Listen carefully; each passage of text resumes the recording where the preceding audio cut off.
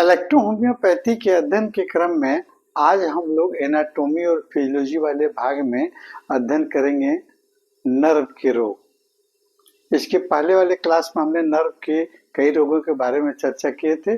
आज हम एक और स्पेशल नर्व साइटिक नर्व के बारे में चर्चा करेंगे कि साइटिक नर्व क्या होता है और ये नर्व कहाँ से निकलती हुई हमारे शरीर में कहाँ तक फैली रहती है और इसके होने वाले रोग यानी साइटिका, है ना, इसका रोग साइटिका क्या होता है और फिर उसके साइटिका होने के कारण क्या होते हैं और फिर उसके लक्षण क्या देखने को मिलते हैं और इलेक्ट्रोहोम्योपैथिक औषधियों से कैसे हम इसको ठीक करेंगे, सारी बिंदु हम लोग चर्चा करेंगे। सबसे पहले हम शुरू करेंगे साइटिक नर्व क्या होता है ना। तो साइटिक नर्व हमारे शरीर का सबसे लंबा नर्व और सबसे मोटी नर्व होती है ना। तो ये नर्व आपको निकलती कहाँ से है, इसको हम देखने के लिए, हम कहाँ से निकलती है इसको समझने के लिए हम लोग चलिए एक बैकबोन के बारे में हमको समझना पड़ेगा कि बैकबोन क्या होता है, इसमें कितनी हड्डियां होती हैं, है ना, और किन आपको कितनी वर्टिब्रिया होती हैं और इसमें कितने नर्व निकले रहते हैं, किस भाग से कौन नर्व निकलते हैं, इस पर भी हम लोग थोड़ा सा आपको अध्ययन करेंगे। तब हमको साइटिक नर्व के बारे में अच्छी जानकारी हमको हो सकती है। तो चलिए हम शुरू करते हैं। यहाँ एक बैकबोन का हमने चित्र बनाया है। बैकबोन जो आपके रीढ़ की हड्डी कहिए या मेरुदंड जिसको हम कहते हैं, है ना, या स्पाइन वर्टिब्रल कॉलम भी कहते हैं, स्पाइनल कॉलम भी कहते हैं, है ना, ये कई नामों से जाना जाता है।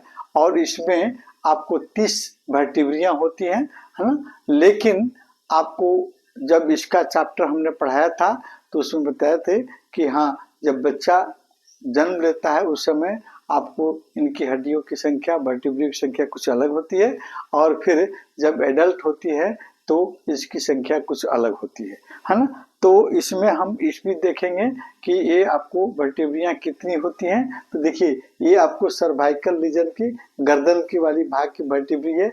इसमें इसको सर्वाइकल रीजन को, सर्वाइकल वर्टिब्री को C से डिनोट करते हैं। तो C1, C2, C3, C4, C5, C7 7 आपको बोन वर्टिब्रियां इसमें होती हैं, है ना। और फिर आपको आगे थ्रोसिक वर्टिब्री होती है। तो थ्रोसिक वर्टिब्री में आपको 12 वर्टिब्रियां होती है।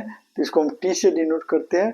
T2, T1, T2, T3, T4 ऐसे करके 12 आपको होती हैं। और फिर आपका लंबर वर्टिब्री यानी आपके कमर की वर्टिब्रियां होती हैं, ये आपको संख्या में 5 होती हैं। और फिर सैक्रल वर्टिब्री इस संख्या में भी 5 होती है, लेकिन फ्यूज होकर ये आपको एक बन जाती हैं। और फिर कॉक्सिजियल वर्टिब्री में आपको 4 वर्टिब्रियां होती है जो फ्यूज होकर एक वर्टिब्री बन जाती है।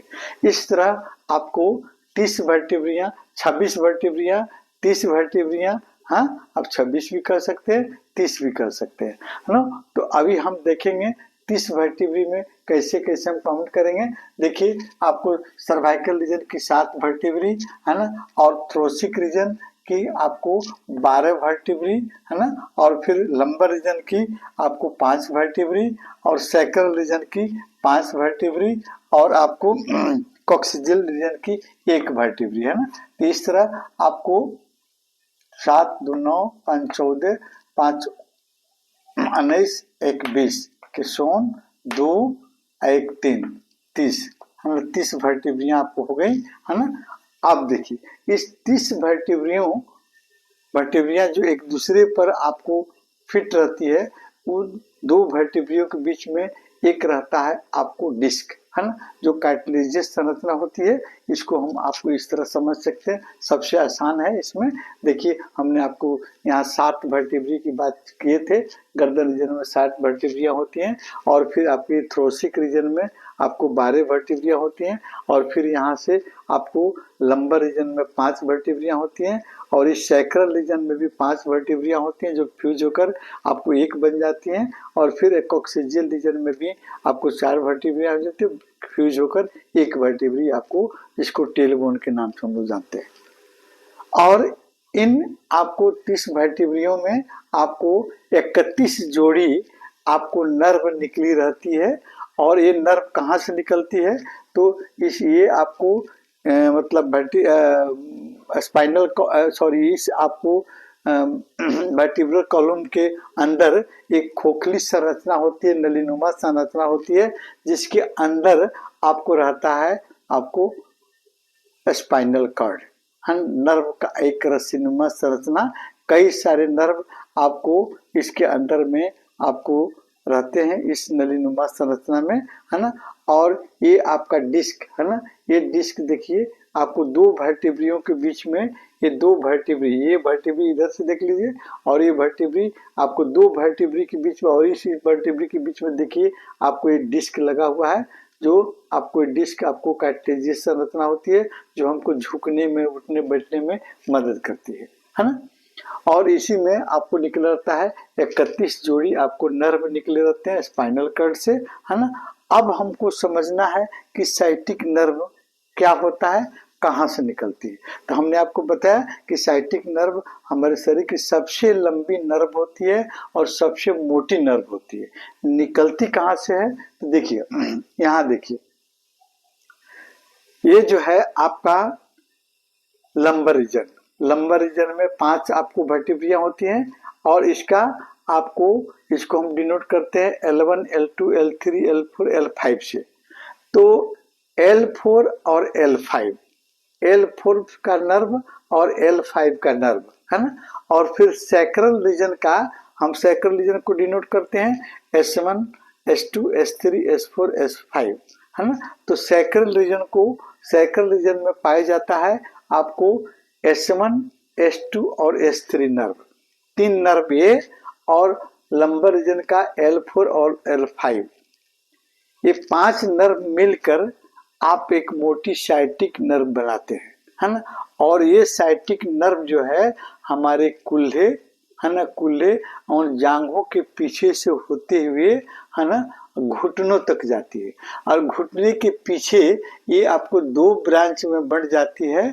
एक ब्रांच आपका कफ मसल्स, है ना, पिंडली वाली भागों में दौड़ती है, और एक आपको नर्व आपके एंकल रीजन यानी आपको टखनों में, और फिर आपके पैर के तलवों और आपके अंगुलियों तक जाती है ना। ये साइटिक नर्व निकलती कहाँ से है, आपको लंबर रीजन के L4 और L5 से, और फिर सैक्रल रीजन के S1, S2 और S3, ये पांचों नर्व मिलकर आप एक मोटी साइटिक नर्व की संरचना बनाते हैं।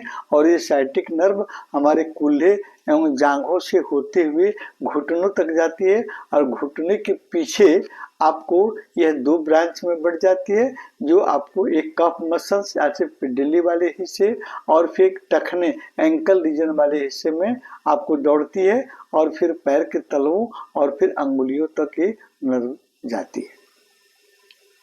ये साइटिक नर्व।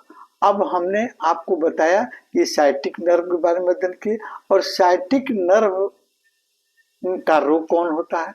तो साइटिक नर्व में अगर सूजन हो जाए, उस पर दबाव पड़े, चोट लग जाए, तो उसमें जो दर्द होती है उसको हम कहते हैं साइटिका। यानी साइटिक नर्व में रुकावट हो, दबाव पड़े, चोट लग जाए, तो उसमें जो दर्द होगा वो, उस दर्द को हम कहेंगे साइटिका, है ना।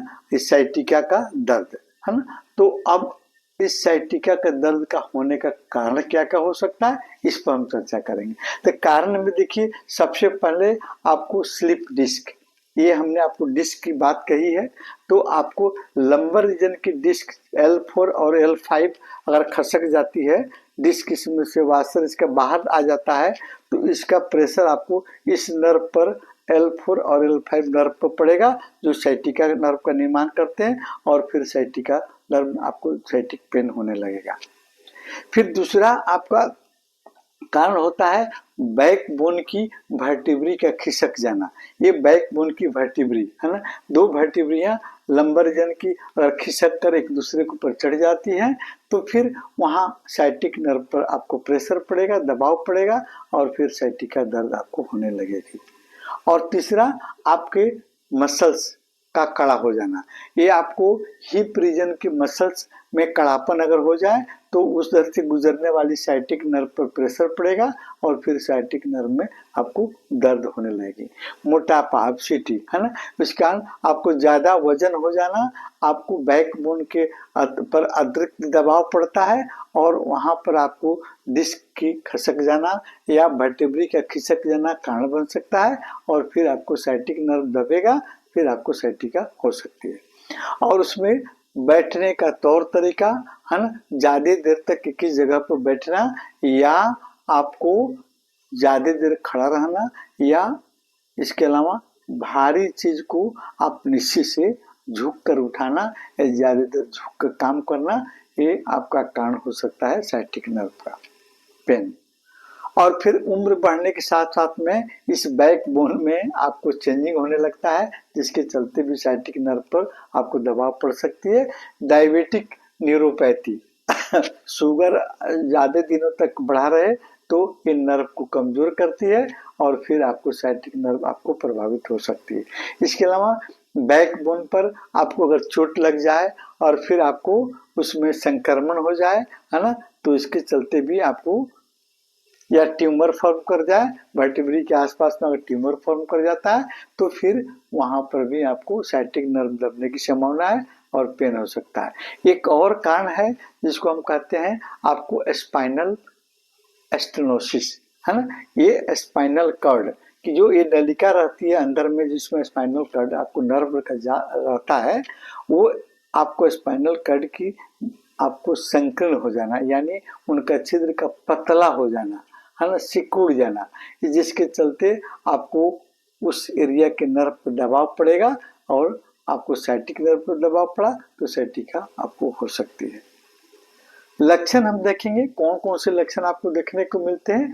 आपको कमर से दूर दर्द शुरू होगा, कहाँ से, बैक लंबर रीजन से दर्द शुरू होगा, है ना, और फिर ये दर्द नितंब यानी हिप रीजन और फिर जांग, पिंडली कफ मसल्स और फिर पैर के निचले हिस्से एंकल एरिया और अंगुलियों तक जा सकती है।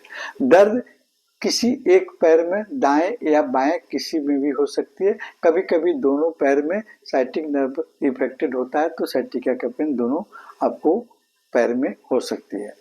इसके अलावा दर्द सुई के चुभन के जैसे या चींटियां रेंग रही हैं या बिजली के झटके के जैसे आपको दर्द महसूस होगा, झिनझिनी महसूस होगी उसमें और पैर की अंगुलियों में सुनापन महसूस होगा और खांसने छींकने पर अधिक दर्द महसूस होता है ना, उठने बैठने में परेशानी, झुक कर काम करने में कोई परेशानी, है ना, ये आपको सिम्टम लक्षण आपको मुख्यतः देखे जाते हैं साइटिका में। अब हम देखेंगे कि साइटिका में हम आपका कौन से इलेक्ट्रोपैथिक औषधियां ज्यादा कारगर होती है। तो सबसे पहले आप नर्व पॉइंट पर ध्यान दीजिए। हाँ, नर्व पॉइंट क्या होता है, आपका नर्व का एक झुंड है ना, किसी खास पॉइंट पर आपको वहां के मसल्स पर वहां के ऑर्गन को आपको प्रभावित करते हैं, है ना। तो 14 नंबर पॉइंट, है ना, 15 आपको 14 नंबर पॉइंट पर आप लॉ ऑफ पोलैरिटी के अनुसार अगर दर्द बाएं भाग के कुल्ला में बाएं भाग के जांघों में है तो बायां आपका हिस्सा पॉजिटिव होता है, वहां पर नेगेटिव इलेक्ट्रिसिटी वाई का हम प्रयोग करेंगे, है ना। वाई का एक्सटर्नल आपके बुक्स में 14 नंबर नर्व पॉइंट दिया गया है, वहां पर आप वाई का प्रयोग करेंगे।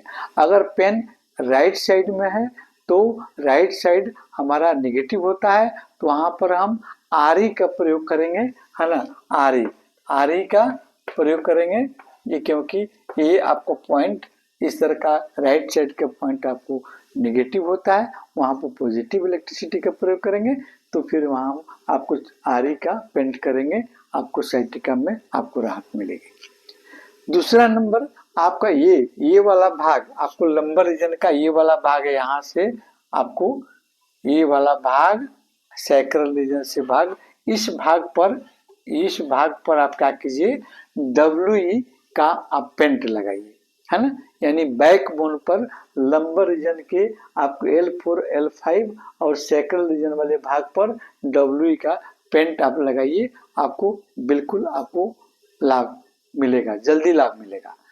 अगर इन केस इससे दर्द अगर आराम नहीं हो रहा तो फिर यहाँ पर WE के साथ साथ में RE है ना, RE और YE है ना, YE और फिर RE है ना, RE का पेंट अदल बदल कर इस एरिया पर आप पेंट लगाइए है ना, मरीज को सुला दीजिए और वहां पर कमर वाले भाग पर स्प्रे कीजिए WE का और या YE का है ना, अल्टरनेटिव करके, और फिर आप देखिए कितना बेहतरीन आपको रिजल्ट मिलता है। इसके अलावा इंजेक्शन नंबर 25 या 26 है ना, इंजेक्शन नंबर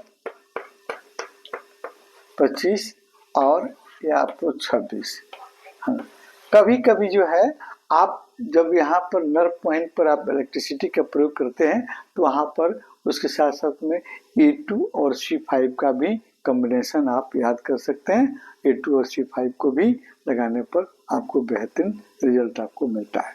बाकी मिक्सचर पीने के लिए और औषधियों खाने के लिए आप मेरा यूट्यूब चैनल डॉक्टर राजीव नैन के नाम से है, उस पर उस वीडियो आपको वीडियो नंबर 62 है ना, 62 नंबर वीडियो पर आप जाकर देखिए, आपको वहां से भी आपको sciatica के लिए इलाज के लिए आपको फॉर्मुलेशन आपको मिलेगा।